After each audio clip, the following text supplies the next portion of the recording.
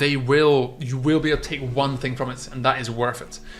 So if one book you read can save you 5 years, or steer you in the right direction, that saves you 5 years, or steer you in the wrong direction, that means that you make a mistake, that saves you 5 years, that is worth doing. Okay. Hi guys, Philip here again, and in this video I want to talk to you about not being open to new ideas.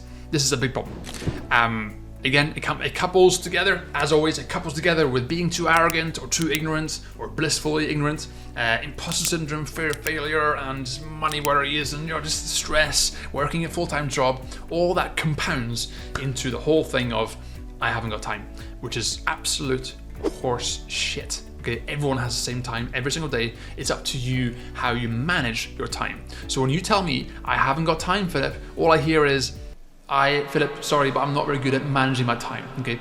Because I am here, I am a success, I've succeeded, and when I first started, I was working bare minimum 70 hours a week, okay? I used to be a baker, I had my own business, and I was married to that business. I literally worked 7 days a week, every year, all year. I had no time, and yet somehow, out of the abyss of time, I managed to find time because I made some sacrifices. I rearranged my day. I made time for my business. Okay, so I'm sorry when people tell me they haven't got time. It's just not true. Okay, because if that were the case, then nobody would succeed, because every person out there has challenges. You know, some people have like 3 or 4 or 5 children. Some people have extremely high pressure jobs. Others are drowning in debt. Others, you know, and so on and so on and so on, right? So we all have our own challenges, and you just do what you can do in your circumstance and do the best you can. But even the people who are the most desperate can claw out an hour a day if they really need to, and so it really is up to you. So when it comes to the whole thing of not being open to new ideas, what I mean is books and learning, okay? Because inside my coaching, I'm going to be recommending certain books you read, okay? I'm not expecting you to drop everything and read them immediately. I'm expecting you to be open to them, because seriously guys, one book can save you 5 years of drifting and wondering and confusion. Because one book, if it speaks to your heart, if it speaks to you in your circumstances at that time, has the power to completely flip your mindset. Okay, and I mean like life-changing flip. Okay, in fact, this year, you know, I set myself a challenge of reading 1 book a week. Okay, and I read 52 books within the first 7 months of the year. And I have to say, it really has been a life-changing experience for me, because not because of all the knowledge, right? It's just about being in the moment in that book and comparing what they say in the book to your own past and your own mistakes, and also making you aware of the mistakes you have been making so far, right? So when they say that one book can change your life, they really mean that, right? Now, obviously, you may read this and go, meh, wasn't that big a deal, which is fine. Okay, but the time, the sort of 5 or 6 hours to read this book, to find that out, is well worth it, because I can guarantee it. Even if you read a book that you don't really necessarily get a lot of value from, you will be able to take one thing from it, and that is worth it. So if one book you read can save you 5 years, or steer you in the right direction, that saves you 5 years, or steer you in the wrong direction, that means that you make a mistake, that saves you 5 years, that is worth doing. Okay, but unfortunately, again, beginner marketers have a very closed mindset quite often, and so it's very important that when I do recommend any books to read, please take that seriously, because I wouldn't waste your time, and also I'm not getting paid for this, right? This is the case of these books I'm going to be recommending to you at some point in the training.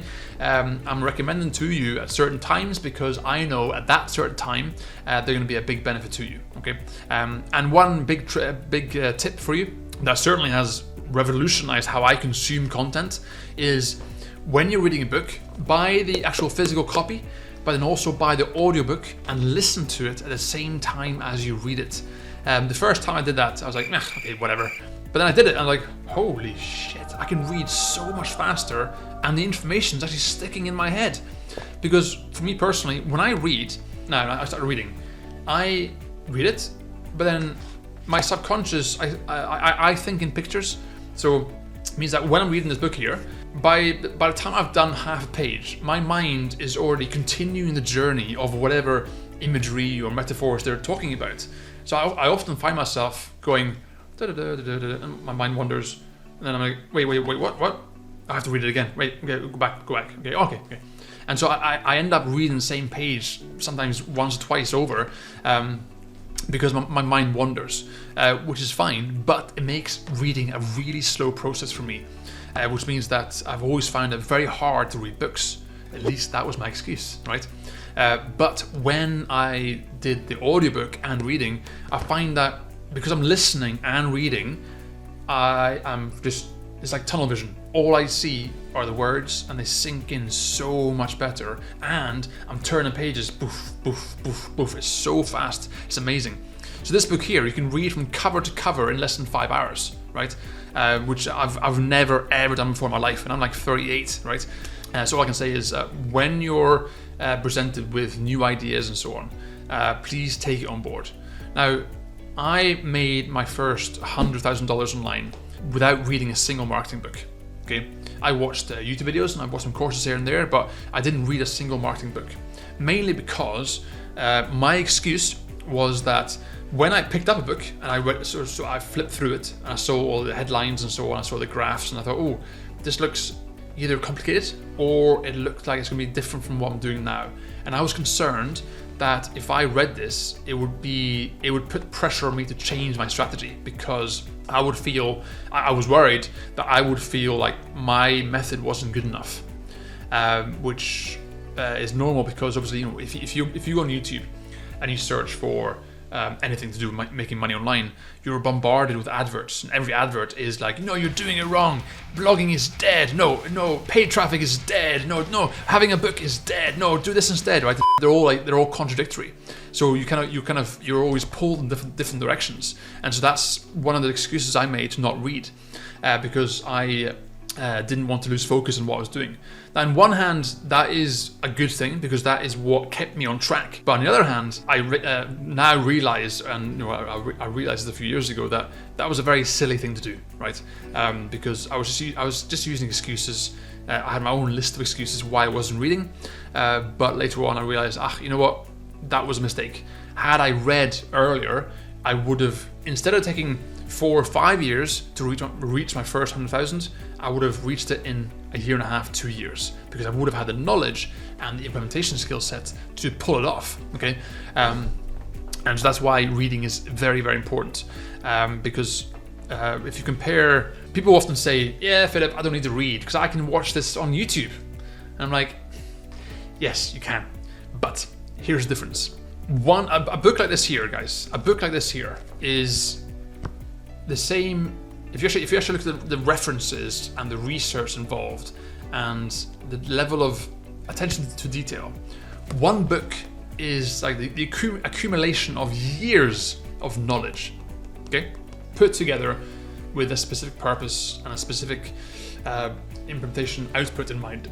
Whereas a YouTube video takes a couple of days max to research. Some are not researched at all, and the information on the YouTube video usually has a purpose. The purpose is to get you to click the link below and to opt into their list to download their special reports, right? Or to subscribe and so on. So the YouTube videos have a certain purpose. They're bite-sized chunks. So one YouTube video is 2 pages of research time from one of these books, okay? But if you read 2 pages from this book, 2 pages from that book, 2 pages from this book, 2 pages from that book, 2 pages from that book, are you getting a full picture? No, you're getting a fragmented, half-assed idea from one single minutia of one chapter of one page. And so when you're sitting there going, watch that video there, and then, oh, what's that?